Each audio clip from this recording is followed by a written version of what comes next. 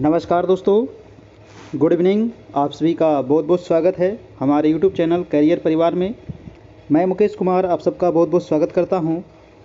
चलिए दोस्तों, आज का टेस्ट हम लोग शुरू करते हैं। देखिए, कल आप लोग का डीएलएड का जो क्लास हुआ था उसमें 8 यूनिट आपका पूरा कंप्लीट कर दिया गया है। ठीक है, डीएलएड में यूनिट 8 तक आपका पूरा कंप्लीट कर दिया गया है और उसका आपको पीडीएफ भी आपको शेयर कर दिया गया है।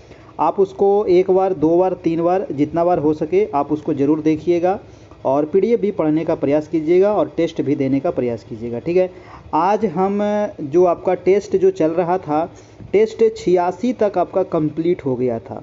आज हम करेंगे टेस्ट 87। ठीक है, और इसमें 75 डीएलएड प्रश्न यहाँ पर लेकर के आए हैं। काफ़ी इम्पोर्टेंट प्रश्न है और ये टेस्ट 86 नहीं, इसको 87 कर लीजिएगा, है ना, क्योंकि 86 नंबर टेस्ट आपको करवा दिया गया था। आज होगा टेस्ट नंबर 87, जिसमें हम लोग डीएलएड से संबंधित प्रश्न देखेंगे और काफ़ी इम्पॉर्टेंट प्रश्न है जो आपको एग्ज़ाम में आने की संभावना है। ठीक है, तो काफ़ी इम्पॉर्टेंट सवाल है और डेली आपकी जो क्लास होती है वो रात में 9 बजे से होती है। और ये जो नंबर है ये हमारा व्हाट्सएप ग्रुप का नंबर है, तो आप इसमें जुड़ जाइएगा, वहाँ पर आपको इसका पीडीएफ मिल जाएगा। ठीक है, पीडीएफ लेने के लिए दोस्तों आपको 351 रुपया चार्ज देना पड़ेगा, तभी आपको पीडीएफ मिल पाएगा। और इसके लिए फ़ोनपे, गूगल पे, पेटीएम किसी भी माध्यम से इसी नंबर पर आपको पेमेंट करना होगा और पेमेंट करके इसी नंबर पर आप स्क्रीनशॉट भेज दीजिएगा पेमेंट का। उसके बाद आपको ये नंबर हमारा व्हाट्सएप ग्रुप का भी है और इसी नंबर पे पेमेंट भी करना है, वहाँ पर आपको ग्रुप में जोड़ दिया जाएगा और सभी पीडीएफ नोट्स आपको प्रोवाइड करा दिया जाएगा। टेलीग्राम ग्रुप हमारा ज्वाइन कर लीजिएगा, कैरियर परिवार। चलिए आज का देखते हैं टेस्ट नंबर पहला प्रश्न टेस्ट नंबर 87 का। वीडियो को सभी लोग एक बार लाइक कर दीजिएगा, अपने अपने दोस्तों को भी शेयर कर दीजिएगा। सभी लोग आ जाइए जल्दी से। शुरू करते हैं आज का सिलसिला और पहला सवाल जो है वो कथन का है। ठीक है, और कथन आपके एग्ज़ाम में 3 से 4 कथन एग्ज़ाम में पूछा जाएगा। पहला सवाल क्या कह रहा है कि प्रत्येक वस्तु जो जरा भी सत्ता रखती है, प्रत्येक वस्तु जो जरा भी सत्ता रखती है किसी न किसी परिणाम में सत्ता रखती है, मायने योग्य है, यह कथन किसका है? काफ़ी इंपॉर्टेंट प्रश्न है, बताइए यह कथन किसका है? मैरिसन का है, थॉर्नडाइक का है, गुडविन का है या फिर क्लास मेयर का है? तो देखिए, ये जो कथन है कि प्रत्येक वस्तु जो जरा भी सत्ता रखती है किसी न किसी परिणाम में सत्ता रखती है, मायने योग्य है, ये कथन दोस्तों थॉर्नडाइक महोदय का है। किसका है? थॉर्नडाइक का है। आंसर हो जाएगा आपका आंसर नंबर बी। आप लोग अपना कमेंट करते चलिएगा। चलिए, बहुत लोगों का सही जवाब आ रहा है, बिल्कुल सही, बी नंबर। गुड इवनिंग सभी लोगों को, गुड इवनिंग। जल्दी जल्दी आप लोग आ जाइए और वीडियो को लाइक कर दीजिए और चैनल पर नए हैं तो सब्सक्राइब कर लीजिएगा दोस्तों। प्रश्न है दूसरा नंबर कि जब कोई व्यक्ति परंपरागत तौर तरीके से हटकर नए ढंग से कार्य करता है। क्या कह रहा है कि जब कोई व्यक्ति परंपरागत जो चलते आ रहा है उससे हट करके नया ढंग से अगर कार्य करता है तो वह क्या कहलाता है? मूल्यांकन कहते हैं, नवाचार कहते हैं, मापन कहते हैं या फिर परीक्षण कहते हैं? तो इसको कहा जाता है दोस्तों नवाचार। क्या कहा जाता है? नवाचार। यानी कि आंसर हो जाएगा आपका दोस्तों आंसर नंबर बी। चलिए हम चलते हैं नेक्स्ट प्रश्न। चलिए, बहुत अच्छा जवाब है सभी लोगों का, बहुत अच्छा। आप लोग की तैयारी अब लगभग पूरी हो गई है ना, लेकिन अब एग्ज़ाम मेन है कि एग्ज़ाम कब तक होगा। एग्ज़ाम तो खैर डेट पे डेट बढ़ते चला गया और अब लग रहा है कि एग्ज़ाम नवंबर दिसंबर तक ही जाएगा। अभी कोई इसका नया सूचना नहीं आया है। ठीक है, अब देखते हैं, जो भी नया सूचना आएगा उसको आप लोग को बताया जाएगा। तीसरा प्रश्न कह रहा है दोस्तों कि नवाचार एक ऐसा विचार है जिसकी प्रतीत व्यक्ति नवीन विचार के रूप में करे, यह कथन किसका है? प्रश्न है कि नवाचार जो है एक ऐसा विचार है जिसकी प्रतीत व्यक्ति नवीन विचार के रूप में करे, यह कथन किसका है? E.M. रोजर्स का, वार्नेट का, जॉन डीवी का या फिर गांधी जी का? तो ये जो कथन है दोस्तों, तीसरा का आंसर हो जाएगा, हाँ बिल्कुल सही जवाब, आंसर नंबर ए हो जाएगा आपका, E.M. रोजर्स का ये कथन है। चलिए नेक्स्ट प्रश्न है आपका 4 नंबर प्रश्न कह रहा है कि नवाचार एक ऐसा विचार है, व्यवहार है अथवा वस्तु है जो नवीन है और वर्तमान स्वरूप के गुणात्मक दृष्टि से भिन्न है, यह कथन किसका है? तो कथन आपका काफ़ी इंपॉर्टेंट है और यहाँ पर 4-5 कथन दिया गया है और ये कथन आप नोट कर लीजिएगा, बहुत इंपॉर्टेंट कथन है, पूछ सकता है एग्जाम में। तो बताइए ये कथन किसका है दोस्तों। नवाचार एक ऐसा विचार है, व्यवहार है अथवा वस्तु है जो नवीन है और वर्तमान स्वरूप से गुणात्मक दृष्टि से भिन्न है। यह कथन किसका है। E.M. रोजर्स, वानेट, जॉन डीवी या फिर गांधी जी। तो 4 का आंसर हो जाएगा महात्मा गांधी। बिल्कुल सही जवाब, आंसर नंबर हो जाएगा डी 4 का। नेक्स्ट प्रश्न है आपका 5 नंबर। प्रश्न कह रहा है कि शिक्षण अधिगम हेतु दिया गया उद्दीपन मार्गदर्शन, दिशाबोध और प्रोत्साहन है। यह कथन किसका है। ये भी देखिए कथन वाला सवाल आ गया कि शिक्षण जो है, शिक्षण अधिगम हेतु दिया गया उद्दीपन मार्गदर्शन, दिशाबोध और प्रोत्साहन है। यह कथन किसका है। बर्टन का है, रायबर्न का है, एंडरसन का है या फिर रेमंड का है। तो आंसर हो जाएगा आपका रायबर्न महोदय का है। आंसर नंबर बी यहाँ पर बिल्कुल सही है। नेक्स्ट है आपका 6 नंबर प्रश्न। प्रश्न कह रहा है कि प्राचीन कालीन शिक्षण विधियां कौन सी थी। प्राचीन कालीन शिक्षण विधियां किस प्रकार से होती दोस्तों, और वर्तमान शिक्षण विधियां कैसी है बताइए। प्राचीन कालीन देखिए बहुत बार आप लोग को पढ़ाया गया है ये चीज़। पाठ्य पुस्तक केंद्रित थी, बिल्कुल गलत। शिक्षक केंद्रित, बालक केंद्रित या फिर पाठ्यक्रम केंद्रित। तो पाठ्यक्रम केंद्रित भी नहीं थी प्राचीन काल विधियां, बालक केंद्रित भी नहीं थी, शिक्षक केंद्रित थी दोस्तों। प्राचीन कालीन जो शिक्षण विधियां थी वो शिक्षण केंद्रित थी। लेकिन अगर पूछा जाए कि वर्तमान शिक्षण विधियां कैसी है तो बालक केंद्रित है ना। वर्तमान अगर पूछ लिया जाए तो हो जाता आपका बालक केंद्रित है ना, यानी कि आंसर नंबर सी हो जाता यहाँ पर। ठीक है, चलिए बहुत अच्छा। चलिए नेक्स्ट सवाल है 7 नंबर। कह रहा है कि शिक्षण करते समय ध्यान रखना चाहिए। शिक्षण करते समय किस चीज़ का ध्यान रखना चाहिए बताइए। पाठ्य पुस्तक का, समयावधि का या फिर बच्चों की रुचि और मानसिक स्तर का या फिर परीक्षा का। तो शिक्षण करते समय सबसे इम्पॉर्टेंट जो है वो बच्चे की रुचि का हमें ध्यान रखना है और उसका मानसिक स्तर का हमें ध्यान रखना है। तो आंसर क्या निकल के आएगा। आंसर नंबर सी आपका बिल्कुल सही है। अगला सवाल है आपका 8 नंबर। 8 नंबर कह रहा है कि शिक्षण को सुव्यवस्थित व प्रभावपूर्ण बनाने का माध्यम क्या है बताइए। शिक्षण को सुव्यवस्थित और प्रभावपूर्ण बनाने का माध्यम क्या है।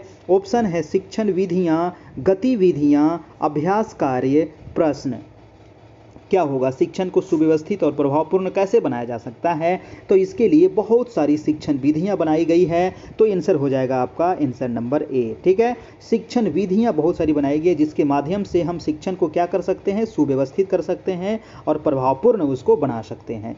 ठीक है, देखिए आपका डीएलएड का तो पूरा कोर्स समाप्त हो गया यहाँ पर, और उसके अलावे ज्योग्राफी भी आपको कंप्लीट करवा दिया गया था। समान अध्ययन आपको बहुत सारा करवा दिए हैं है ना। पीछे जितना टेस्ट हुआ है, 87वां नंबर टेस्ट चल रहा है। अगर 87 टेस्ट अगर आप कंप्लीट कर लिए हैं तब समझिए कि आप तो ऐसा ही मतलब कि अब ये सब क्वेश्चन आपके लिए कुछ है ही नहीं है ना। अगर सभी टेस्ट अगर कंप्लीट कर लिए होंगे, कल जो आपका हम टेस्ट करवाएंगे वो हम फिजिक्स का करवाएंगे। ठीक है, कल हम फिजिक्स का टेस्ट करवाएंगे और फिजिक्स, केमिस्ट्री, बायोलॉजी तीनों से अलग अलग क्वेश्चन हम करवाएंगे। साइंस से लगभग 1000 प्रश्न यहाँ पर हम करवा देते हैं फिजिक्स, केमिस्ट्री और बायोलॉजी से मिला करके। ठीक है, उसके बाद फिर हम अलग सोचेंगे। अभी 3 चीज़ से हम कल से स्टार्ट करेंगे, पहले फिजिक्स से, फिर केमिस्ट्री और उसके बाद बायोलॉजी। ठीक है, तो फिजिक्स लगभग 2-3 क्लास चलेगा और केमिस्ट्री भी 2-3 क्लास और बायोलॉजी भी 2-3 क्लास। उसके बाद साइंस भी आपका लगभग 1000 से हम ज़्यादा क्वेश्चन यहाँ पर साइंस का करवाएंगे।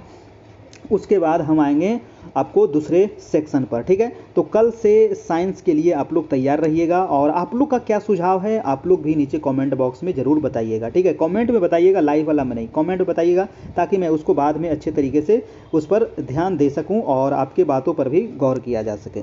9 नंबर प्रश्न कह रहा है कि शिक्षण विधियाँ आधारित होती है। शिक्षण विधियाँ दोस्तों किस चीज़ पर आधारित होती है। ऑप्शन है बच्चों की संख्या पर या फिर गतिविधियों पर या फिर शोध पर या फिर शिक्षण सूत्रों पर।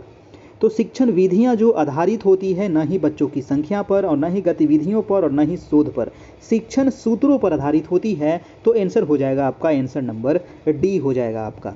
ठीक है, आप लोग अपना अपना सुझाव दीजिएगा कि आखिर अब नया चीज़ क्या शुरू किया जाए। डीएलएड तो बहुत दिन चला, लगभग 1-1.5 महीना चला था है ना। और उसके बाद डीएलएड 8 यूनिट को कंप्लीट करवाया गया, थ्योरी के साथ साथ आपको क्वेश्चन आंसर भी।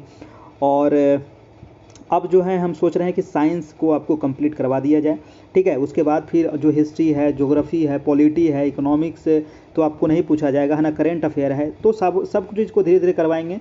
और आप लोग भी अपना कमेंट बॉक्स में कमेंट कीजिएगा।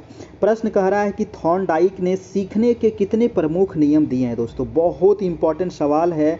हाँ बताइए, एक क्वेश्चन तो यहाँ से छपेगा ही कि थॉर्नडाइक वाला से, है ना, थॉर्नडाइक ने सीखने के कितने प्रमुख नियम बताए हैं, कितने मुख्य नियम बताए हैं। तो इन्होंने 3 मुख्य नियम बताए थे, और वो 3 मुख्य नियम कौन कौन से हैं तो वो आप नोट कर लीजिएगा, याद जरूर रखना है आपको। तत्परता का नियम, है ना, तत्परता का नियम, तत्परता का नियम। दूसरा था इनका अभ्यास का नियम, क्या है, अभ्यास का नियम दूसरा है। और तीसरा था इनका दोस्तों, तीसरा का नाम है प्रभाव या परिणाम का नियम, ठीक है, प्रभाव या परिणाम, ठीक है। तो ये तीनों आप यहाँ से नोट कर लीजिएगा। थॉर्नडाइक का जो प्रमुख नियम है, तीन नियम दिए थे, तत्परता, अभ्यास और प्रभाव का नियम, ठीक है। यहाँ से क्वेश्चन आपको, ये क्वेश्चन फिक्स है। अगला सवाल है आपका 11 नंबर। प्रश्न कह रहा है कि स्व जागरूकता विकास के रूप में है, स्व जागरूकता विकास के रूप में है, किस विकास के रूप में है दोस्तों, तो अंत चेतना या फिर व्यक्तियों की पहचानना या फिर गणना संबंधी संप्रत्यय या फिर उपयुक्त सभी। तो स्व जागरूकता की बात कर रहा है ना, स्व जागरूकता की बात कर रहा है, तो इनमें से सभी हो जाएगा आपका आंसर नंबर डी यहाँ पर बिल्कुल सही जवाब। अगला सवाल है आपका कि बहिरंग योग है, बताइए बहिरंग योग कौन सा है, यम, नियम, आसन, प्राणायाम, प्रत्याहार या फिर इनमें से सभी। देखिए इन जो यम है, नियम है, आसन है, प्राणायाम है, प्रत्याहार है, ये सभी आता है बहिरंग योग के अंतर्गत। तो इसका आंसर हो जाएगा आपका आंसर नंबर डी हो जाएगा, ठीक है। अगर क्वेश्चन पूछ दिया जाए, अगला प्रश्न जो दिया गया है अंतरंग योग, तो अंतरंग योग के अंतर्गत क्या आता है, तो बहिरंग के अभी देख लिए कि सभी आ जाएगा आपका बहिरंग में। तो अंतरंग में क्या आएगा दोस्तों, अंतरंग में आ जाएगा धारण, ध्यान, समाधि, इनमें से सभी, ठीक है। तो बहिरंग और अंतरंग ध्यान रखना है। अगला सवाल चलते हैं हम 14 नंबर। प्रश्न कह रहा है कि शांति शिक्षा के लिए आवश्यक है, शांति शिक्षा के लिए क्या आवश्यक है, अलग से कक्षा की व्यवस्था करना, नहीं। दूसरा सवाल है कि ऑप्शन है कि समस्त विषयों की कक्षा में दी जा सकती है, बिल्कुल, है ना, सभी विषय की जो कक्षा में है उसमें शांति शिक्षा दी जा सकती है। तीसरा है कि हिंदी विषय की कक्षा उपयुक्त होगी, और चौथा है संस्कृत विषय की कक्षा उपयुक्त होगी, ये भी गलत है। बी नंबर यहाँ से आपका बिल्कुल सही है कि शांति शिक्षा के लिए आवश्यक है कि समस्त विषय, जितने भी विषय हैं उसके कक्षा में ये शिक्षा दी जा सकती है। अगला सवाल है आपका सवाल नंबर 15। 15 नंबर प्रश्न कह रहा है कि निम्नलिखित में से कौन सी सुदूर शिक्षा प्रणाली की विशेषता है, बताइए सुदूर शिक्षा प्रणाली की कौन सी विशेषता है। ऑप्शन है शिक्षक छात्र विभेद, सुदूर शिक्षा, शिक्षक छात्र विभेद कहीं हो सकता है नहीं, कार्यक्रम विभेद, ये भी गलत है, व्यक्तिगत अध्ययन, उपयुक्त सभी। देखिए अच्छा, इसमें क्या क्वेश्चन था कि सुदूर शिक्षा प्रणाली की विशेषता पूछ रहा था।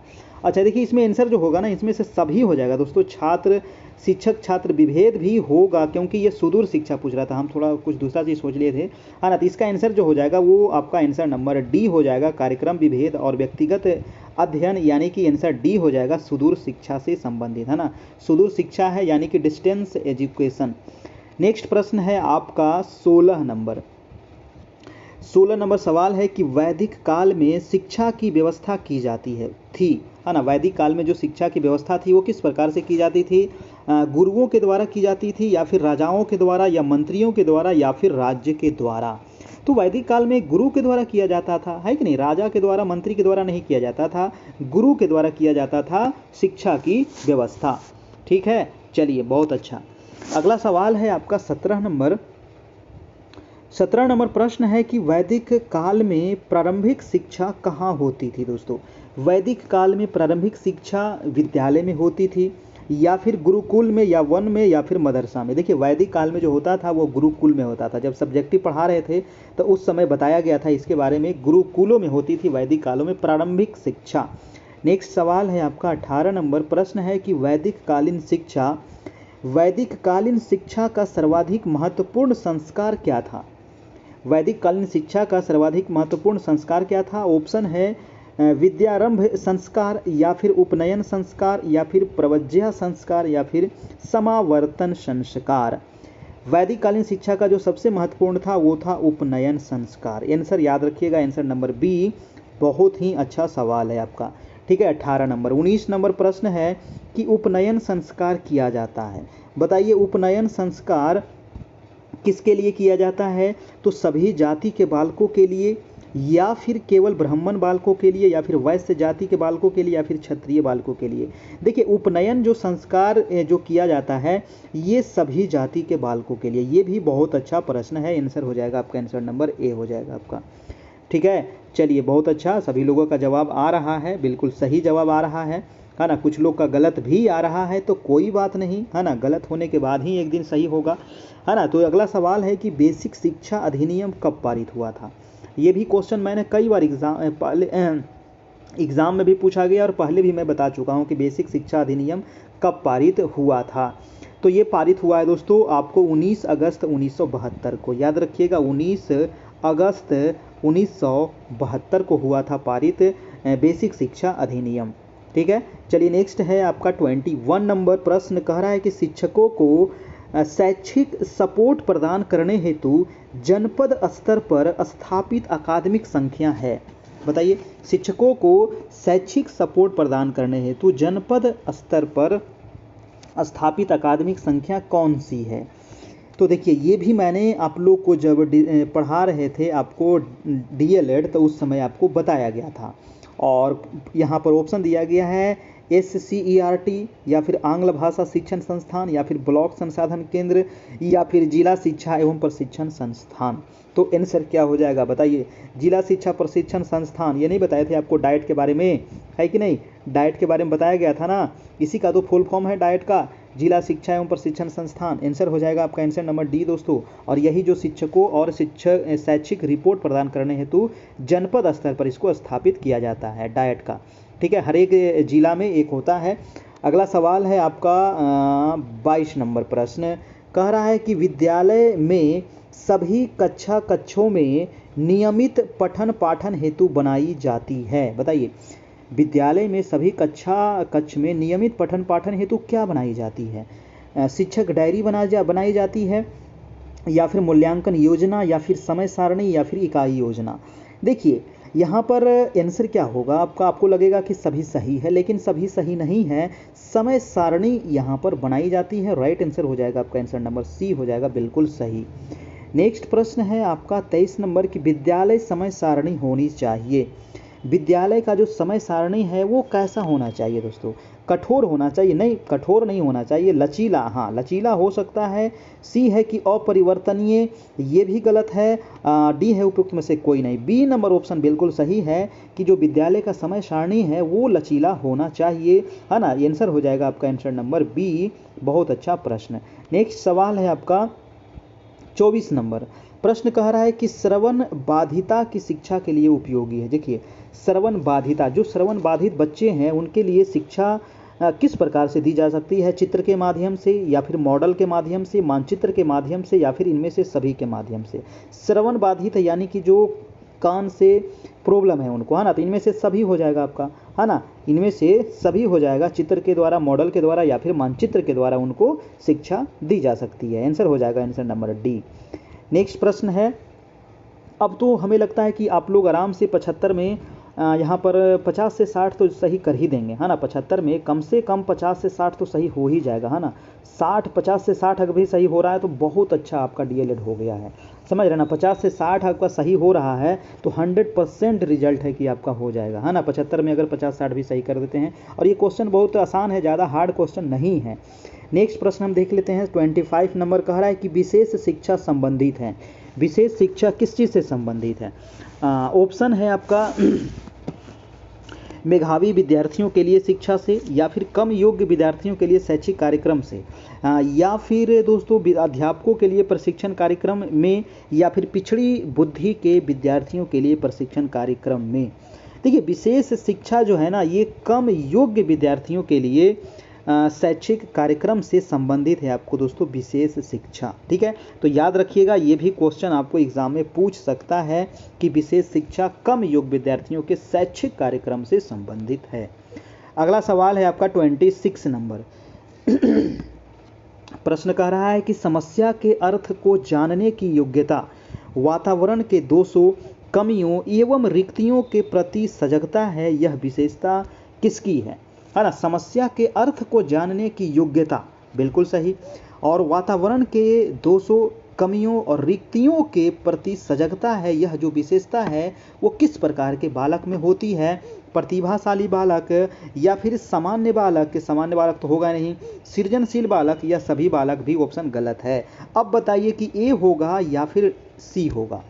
तो यहाँ जो आंसर हो जाएगा दोस्तों, बहुत ही इंपॉर्टेंट क्वेश्चन है, कन्फ्यूजन वाला क्वेश्चन है, क्योंकि आपको लग रहा हो कि प्रतिभाशाली बालक भी ऐसा कर सकता है और सृजनशील बालक भी ऐसा कर सकता है, ठीक है। लेकिन इसका जो आंसर हो जाएगा वो हो जाएगा सृजनशील बालक, ठीक है, सृजनशील बालक।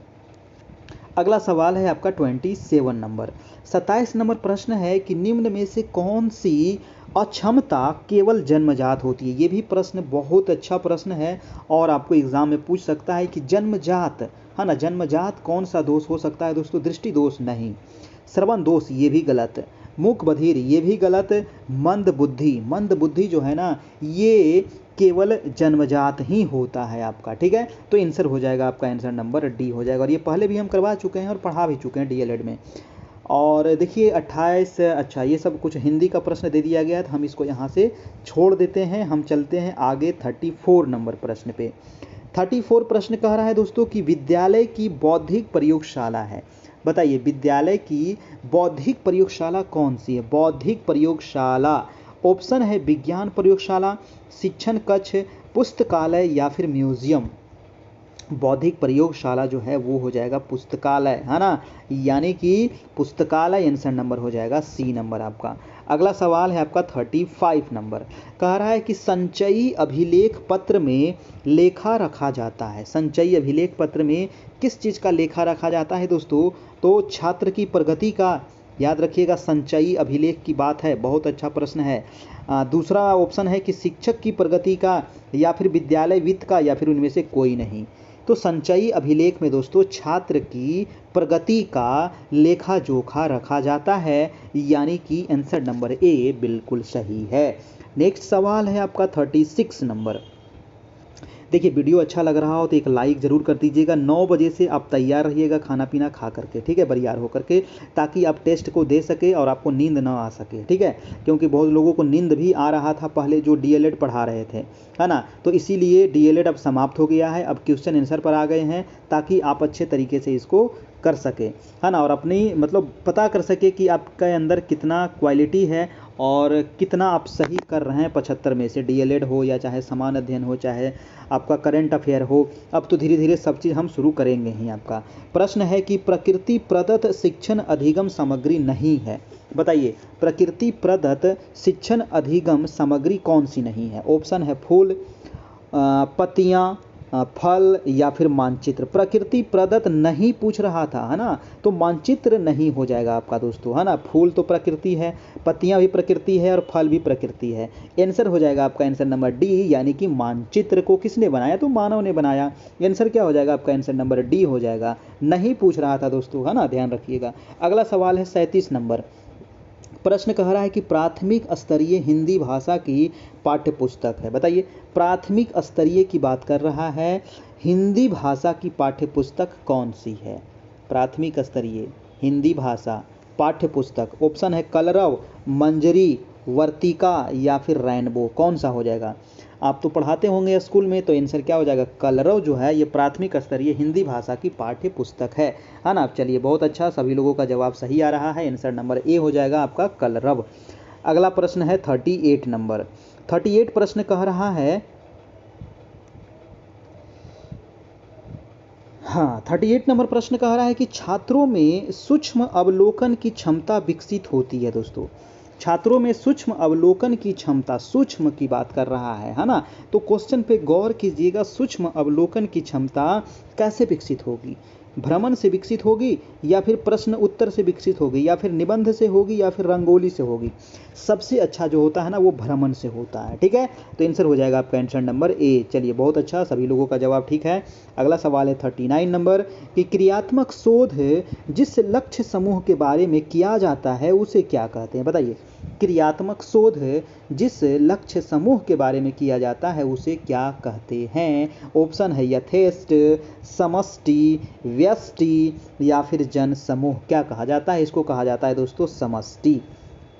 बहुत इंपॉर्टेंट सवाल है ना, तो इसको कहते हैं समष्टि। नेक्स्ट प्रश्न पे चलते हैं 40 नंबर प्रश्न, 40 नंबर प्रश्न है कि निम्नलिखित में से कौन सा क्रियात्मक शोध के उपकरण अंतर्गत नहीं आता है? तो कौन सा नहीं आता है? जब भी नहीं वाला प्रश्न आवे तो उसको गोल घेरा जरूर कर दीजिएगा एग्जाम हॉल में, है ना, तो ताकि आपका ध्यान उस पर थोड़ा सा आकर्षित हो सके। तो क्रियात्मक शोध उपकरण के अंतर्गत कौन नहीं आता है? साक्षात्कार नहीं आता है, प्रश्नावली नहीं आता है, या प्रत्यक्षण नहीं आता है, या फिर अवलोकन नहीं आता है। तो प्रत्यक्षण जो है ये नहीं आता है दोस्तों क्रियात्मक शोध के अंतर्गत। आंसर हो जाएगा आपका आंसर नंबर सी हो जाएगा आपका।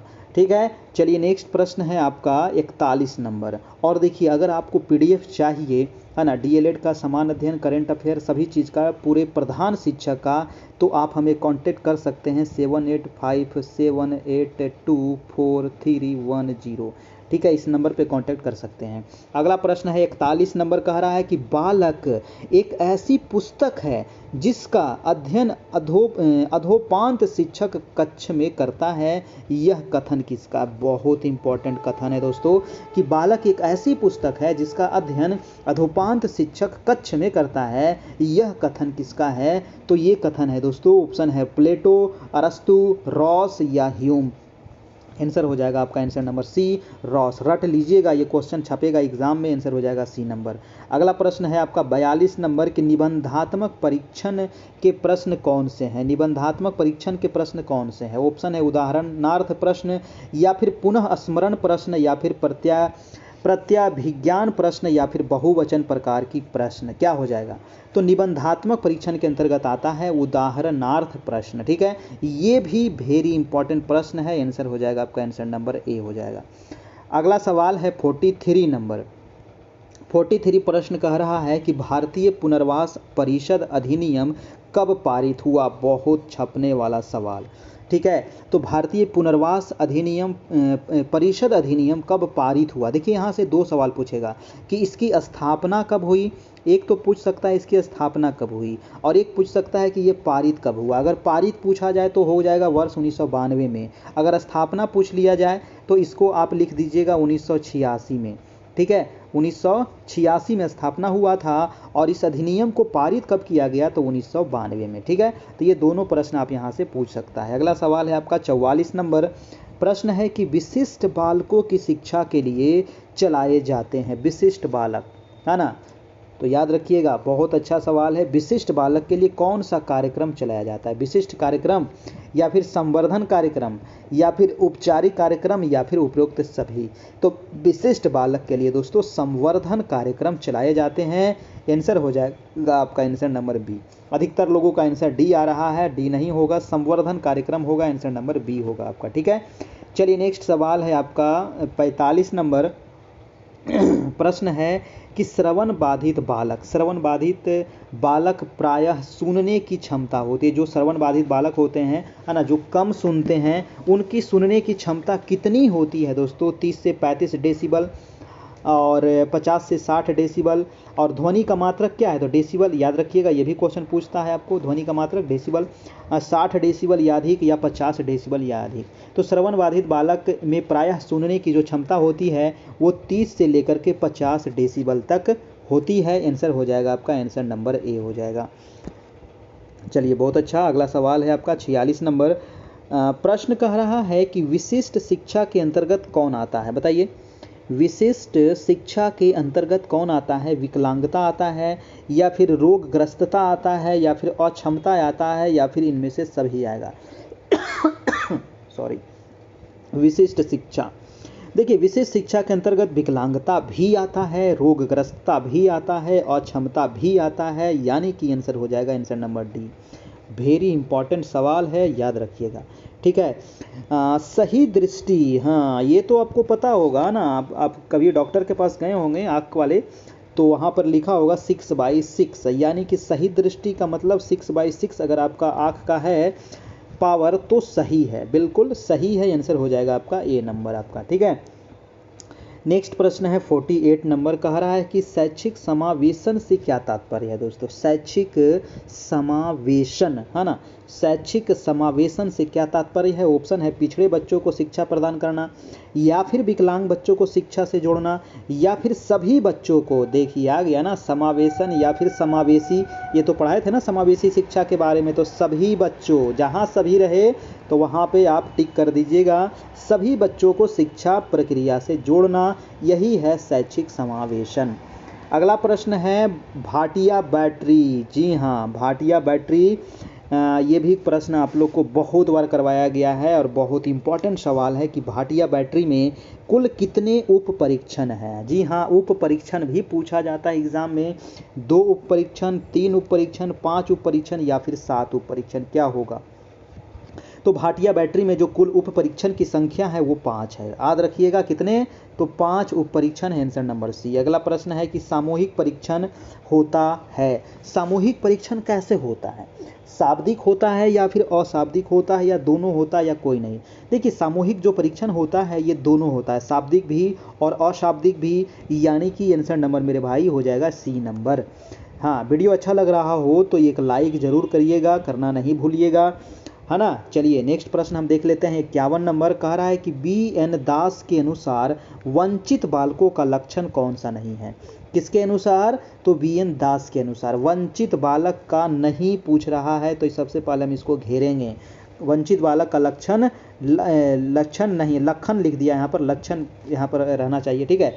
चलिए ऑप्शन है उत्कृष्ट शैक्षिक उपलब्धि, या फिर बौद्धिक विकास में क्रमिक ह्रास, वंचित बालक है तो ह्रास तो होगा ही, है कि नहीं, ये तो आपका नहीं होगा क्योंकि नहीं पूछ रहा था, तो ये तो सही है। शैक्षिक उपलब्धि में क्रमिक ह्रास, ये भी सही है। शैक्षिक जीवन का अपरिपक्व रूप से समापन, ये भी सही है। ये आंसर हो जाएगा आपका, आंसर नंबर ए हो जाएगा, क्योंकि यहाँ पर नहीं पूछ रहा था। उत्कृष्ट शैक्षिक उपलब्धि नहीं हो सकता है वंचित बालक का, ठीक है, तो वंचित बालक का उत्कृष्ट शैक्षिक उपलब्धि नहीं हो सकता है, तो आंसर क्या हो जाएगा दोस्तों, ए नंबर हो जाएगा। तो ये थोड़ा सा क्वेश्चन पे ध्यान रखिएगा, नहीं वाला पर। अगला प्रश्न है 52 नंबर, कह रहा है कि बाल अपराधी बालकों के उपचार की विधि क्या है। बाल अपराधी बालक, है ना, इसके बारे में भी आपको डीएलएड में हम पढ़ा चुके हैं, और नहीं देखे हैं तो आप जाकर के हमारा डीएलएड सेक्शन देख लीजिएगा। और अगर पीडीएफ आपको नहीं मिला है, आप हमारे ग्रुप में नहीं हैं, तो आप हमारे ग्रुप में जुड़ जाइएगा, वहाँ पर आपको मिल जाएगा। प्रश्न है कि बाल अपराधी बालक के उपचार की विधि क्या है दोस्तों। ऑप्शन है मनोविश्लेषणात्मक विधि, मनोवैज्ञानिक विधि, परिवीक्षण विधि, या फिर उपरोक्त सभी। 52 का क्या होगा, बाल अपराधी जो बालक होते हैं इसके उपचार की जो विधि है ना, इनमें से सभी हो जाएगा, मनोविश्लेषणात्मक विधि भी, मनोवैज्ञानिक विधि भी और परिवीक्षण विधि भी, है ना, तो आंसर हो जाएगा डी नंबर। अगला है, और यहाँ पर कुछ हिंदी का प्रश्न दे दिया है, हम इसको यहाँ पर छोड़ते हैं, हम चलते हैं नेक्स्ट प्रश्न। नेक्स्ट प्रश्न है आपका 59 नंबर प्रश्न, हम देखते हैं। ठीक है, 59 नंबर प्रश्न है कि बिना सोचे समझे अधिक खर्च करने वाले के लिए एक शब्द कौन सा है। बिना सोचे समझे जो अधिक खर्च करता है उसके लिए एक कौन सा शब्द का प्रयोग आप कर सकते हैं, तो कृपण, या फिर कंजूस, या फिर अपव्ययी, या फिर मितव्ययी। तो बिना सोचे समझे अधिक खर्च जो करता है ना, उसको कहा जाता है अपव्ययी, है ना, आंसर हो जाएगा सी नंबर आपका। अगला सवाल है दोस्तों 60 नंबर, प्रश्न है कि विशिष्ट वर्ग के बालक नहीं होते हैं। बताइए, विशिष्ट वर्ग के जो बालक होते हैं वो कौन सा बालक नहीं होंगे, नहीं पूछ रहा है, तो ध्यान रखिएगा। प्रतिभाशाली बालक, तो प्रतिभाशाली जो बालक होते हैं वो विशिष्ट बालक के अंतर्गत आते हैं। पिछड़े बालक, तो पिछड़े बालक भी विशिष्ट बालक के अंतर्गत आते हैं, और विकलांग बालक ये भी विशिष्ट बालक के अंतर्गत आते हैं। तो आंसर क्या हो जाएगा, आंसर नंबर सी हो जाएगा, सामान्य बालक। सामान्य बालक जो है ना, ये विशिष्ट बालक के अंतर्गत नहीं आते हैं, यानी कि आंसर हो जाएगा आपका, आंसर नंबर सी हो जाएगा। नेक्स्ट प्रश्न है, और बहुत अच्छा सवाल था, इंपॉर्टेंट सवाल था, ध्यान रखिएगा। अगला प्रश्न है कि मनोविश्लेषण विधि के जनक कौन है दोस्तों, बहुत इंपॉर्टेंट प्रश्न है, बताइए मनोविश्लेषण विधि इसके जनक कौन है। और ये क्वेश्चन मैंने कई बार आप लोग को टेस्ट में करवा चुके हैं, है ना, तो आपको याद हो गया होगा, स्किनर, पावलोव, फ्रायड, थॉर्नडाइक। मनोविश्लेषणात्मक विधि सिगमंड फ्रायड के द्वारा मतलब दिया गया था। इसके जनक कौन है, तो सिगमंड फ्रायड, याद रखिएगा सिगमंड फ्रायड। अगला प्रश्न है 62 नंबर, कह रहा है कि दृष्टिबाधितों के लिए राष्ट्रीय शिक्षा संस्थान कहाँ स्थित है। बहुत इंपॉर्टेंट प्रश्न है, बताइए दृष्टिबाधित के लिए राष्ट्रीय शिक्षा संस्थान कहाँ स्थित है। हरिद्वार में, कानपुर में, आगरा में, देहरादून में, कहाँ है, तो देहरादून में है दोस्तों, है ना। क्या है, तो राष्ट्रीय शिक्षा संस्थान है। अगर आपको पता है कि राष्ट्रीय शिक्षा संस्थान की स्थापना कब हुई थी तो कमेंट करके आप नीचे बताइएगा कमेंट बॉक्स में। हम चलते हैं नेक्स्ट प्रश्न की, ब्रेल लिपि का विकास किया गया, बताइए। ये भी क्वेश्चन मैंने बता चुका हूँ कई बार कि ब्रेल लिपि का विकास किसके द्वारा किया गया, तो क्या हो जाएगा, सबको पता है लुईस ब्रेल, हाँ ना, सभी का जवाब बिल्कुल सही है, आंसर नंबर सी हो जाएगा, लुईस ब्रेल ने। अगला प्रश्न है कि दृष्टिबाधित का मुख्य कारण क्या है दोस्तों, दृष्टिबाधित जो बच्चे हो जाते हैं इसका मुख्य कारण क्या है। ऑप्शन है वातावरण, या फिर वंशानुक्रम, या फिर उपयुक्त दोनों, या फिर कोई नहीं। तो वातावरण भी इसका कारण है और वंशानुक्रम भी इसका कारण है, आंसर हो जाएगा आपका आंसर नंबर सी हो जाएगा, उपयुक्त दोनों हो जाएगा आपका। अगला प्रश्न है आपका 65 नंबर। 65 प्रश्न कह रहा है कि मध्यकालीन शिक्षा प्रणाली के अंतर्गत, किसके अंतर्गत, तो मध्यकालीन शिक्षा प्रणाली के अंतर्गत बालक की शिक्षा प्रारंभ करने के अवसर पर कौन सी रस्म अथवा औपचारिक पूरी की जाती थी, कौन सी रस्म पूरी की जाती थी, कब की घटना है ये, तो मध्यकालीन घटना है ना, जब मध्य भारत, है ना, मध्य भारत, तो बताइए कौन सी घटना होती थी उस समय, कौन सी रस्म की जाती थी, है ना, बालक की प्रारंभिक शिक्षा के अवसर पर। ऑप्शन है प्रवज्या संस्कार, या फिर उपसंपदा संस्कार, या फिर बिस्मिल्लाह रस्म, या फिर उपरोक्त में से कोई नहीं। आंसर हो जाएगा सी नंबर, बिस्मिल्लाह रस्म किया जाता था, ये एक प्रकार का ये रस्म होता था, है ना, मध्यकालीन शिक्षा प्रणाली के अंतर्गत। अगला प्रश्न है आपका 66 नंबर, और ये भी मध्यकालीन शिक्षा से संबंधित है। प्रश्न है कि मध्यकालीन शिक्षा के माध्यम के रूप में किस भाषा को प्राथमिकता दी गई थी दोस्तों, तो मध्यकालीन शिक्षा के माध्यम में किस भाषा को प्राथमिकता दी गई थी, तो अरबी और फारसी को प्राथमिकता दिया जाता था मध्यकालीन शिक्षा के माध्यम में। ठीक है, आंसर हो जाएगा दोस्तों आपका आंसर नंबर डी हो जाएगा आपका। अगला प्रश्न है कि बिस्मिल्लाह रस्म, अभी आपको बताए बिस्मिल्लाह रस्म के बारे में, है ना, तो वही प्रश्न है कि बिस्मिल्लाह रस्म वैदिक काल की निम्नलिखित में से किस संस्कार के समान थी दोस्तों। बिस्मिल्लाह रस्म जो मध्यकालीन भारत में किया जाता था प्रारंभिक बच्चों के जो प्रारंभिक शिक्षा के अवसर पर, तो ये किस संस्कार के समान थे पूछ रहा है क्वेश्चन, वैदिक काल की, है ना। तो ऑप्शन है उपनयन संस्कार, या फिर विद्यारंभ संस्कार, या फिर समावर्तन संस्कार, या फिर यज्ञोपवीत संस्कार। आंसर हो जाएगा दोस्तों आपका उपनयन संस्कार, आंसर नंबर ए बिल्कुल सही जवाब है ना। नेक्स्ट प्रश्न चलते हैं 68 नंबर। 68 है कि मुस्लिम काल में, है ना, प्रश्न क्या है कि मुस्लिम काल में निम्नलिखित में से कौन सी व्यावसायिक शिक्षा को प्रोत्साहन दिया गया, बताइए मुस्लिम काल में कौन सी व्यावसायिक शिक्षा को प्रोत्साहन दिया गया। ऑप्शन है वास्तुकला को, हस्तकला को, ललित कला को, या फिर उपरोक्त सभी। तो आंसर हो जाएगा आपका, हाँ, वास्तुकला को भी दिया गया, हस्तकला को भी दिया गया और ललित कला को भी दिया गया। आंसर हो जाएगा आपका उपयुक्त सभी, है ना, सभी को यहाँ पर प्रोत्साहन दिया गया था मुस्लिम काल में। नेक्स्ट प्रश्न है 69 नंबर, कह रहा है कि ब्रिटिश काल में गुरु शिष्य संबंध थे। बहुत इंपॉर्टेंट सवाल है, ब्रिटिश काल में गुरु शिष्य का जो संबंध था वो किस प्रकार का था, तो मात्र औपचारिक संबंध था, या फिर स्नेहपूर्ण था, या फिर घनिष्ठ था, इनमें से कोई नहीं था। तो ब्रिटिश समय में मात्र औपचारिक संबंध होता था गुरु और शिष्य के बीच में। नेक्स्ट प्रश्न है आपका 70 नंबर। 70 नंबर प्रश्न है कि संबोध निर्माण का चरण है, बताइए संबोध निर्माण का चरण है मिलान करना, तुलना करना, उपरोक्त दोनों या फिर उपरोक्त में से कोई नहीं। तो संबोध निर्माण का जो चरण है दोस्तों ये हो जाएगा मिलान करना और तुलना करना, दोनों हो जाएगा। आंसर नंबर सी यहाँ पर बिल्कुल ही सही जवाब है। नेक्स्ट प्रश्न है आपका 71 नंबर। 71 कह रहा है कि संबोध निर्माण के आधार पर निम्न में से कौन सत्य है। दोस्तों संबोध निर्माण के आधार पर क्वेश्चन पे थोड़ा सा गौर कीजिएगा, कौन सा यहाँ पर सत्य है। ऑप्शन दिया गया है कि वस्तुओं तथा घटनाओं के बारे में अनुभव, या फिर घात से आघात के क्रम में अनुभव, या फिर अवधारणा या संबोध निर्माण हेतु प्रत्यक्षीकरण, या फिर मूर्त अमूर्त क्रम में अनुभव। तो संबोध निर्माण के आधार पर जो सत्य है वो हो जाएगा आपका आंसर नंबर डी, यानी कि मूर्त और अमूर्त के क्रम में अनुभव दोस्तों। ठीक है, आंसर यहाँ पर डी हो जाएगा। अगला सवाल है 72 नंबर।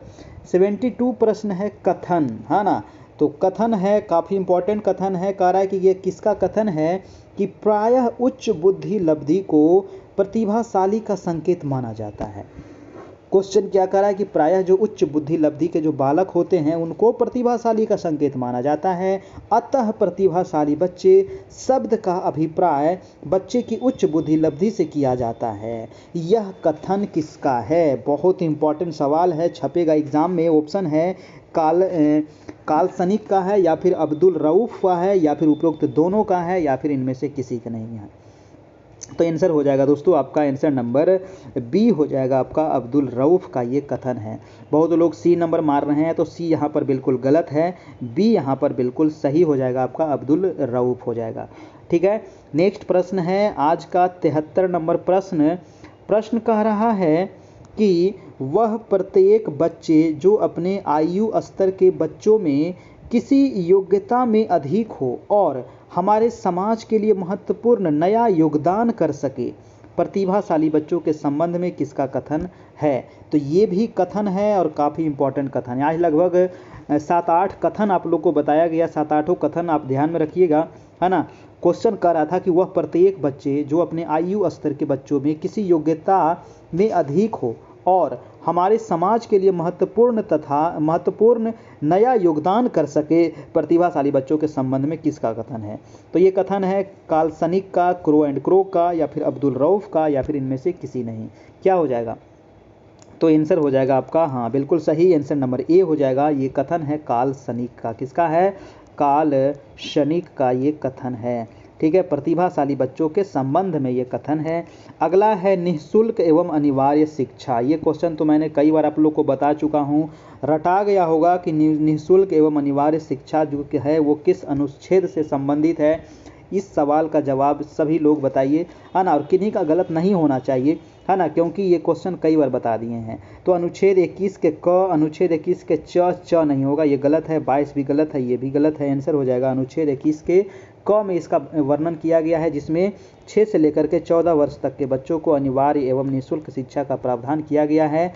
और ये जो अनुच्छेद 21 के क जो जोड़ा गया है, ये 86वें संविधान संशोधन में जोड़ा गया था। कब हुआ था? तो ये 2002 ईस्वी में हुआ था आपका। ठीक है, याद रखिएगा।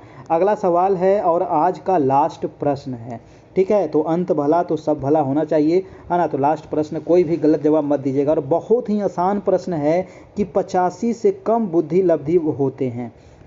देखिए, बुद्धि लब्धि के बारे में तो आपको बताया ही है ना। तो बुद्धि लब्धि कह रहा है कि 85 से कम, तो 85 से कम जिसका बुद्धि लब्धि होता है वो किस प्रकार का बालक होता है? पिछड़ा बालक होता है, या मंद बुद्धि बालक होता है, या उपयुक्त दोनों होता है, या इनमें से कोई नहीं होता है? क्या होगा?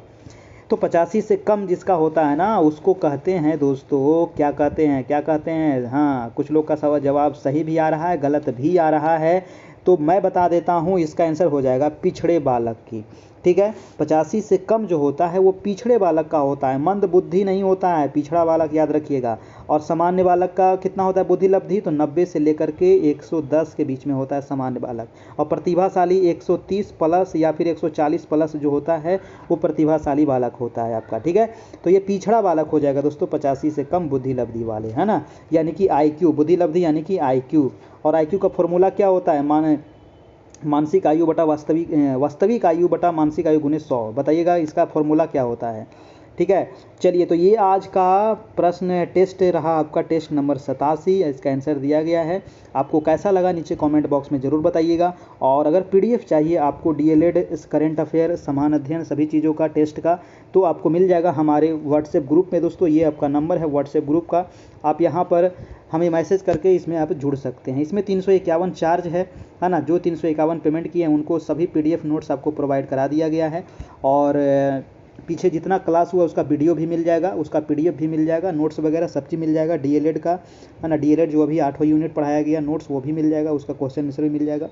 ठीक है, तो 351 इसमें चार्ज है। आप पेमेंट जो कर सकते हैं तो फ़ोनपे, गूगल पे, पेटीएम सभी लोग इस्तेमाल करते हैं। तो इस नंबर पर आपको पेमेंट करके स्क्रीनशॉट हमें इसी नंबर पर आपको व्हाट्सएप पर भेज देना है, वहाँ आपको मिल जाएगा सभी चीज़। ठीक है, तो आज हम इतना ही रहने देते हैं और फिर हम मिलते हैं दोस्तों नेक्स्ट क्लास में, है ना। तो अगर सीटेट की भी क्लास होती है, जो लोगों को सीटेट अगर तैयारी करना हो तो सीटेट के लिए भी आप हमें कांटेक्ट कीजिए इस नंबर पर, सीटेट की भी क्लास चल रही है। तो आज हो गया टेस्ट नंबर आपका 87 यहाँ पर कंप्लीट। ठीक है, जहाँ हम लोग देखें 75 डीएलएड प्रश्न।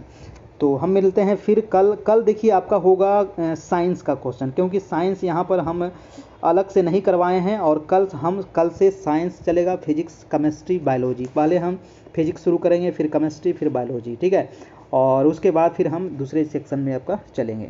तो सभी लोग कल 9 बजे से जुड़िएगा, 9 PM से, क्योंकि साइंस भी बहुत ज़रूरी है। साइंस से आपको 15 प्रश्न एग्जाम में पूछा जाएगा।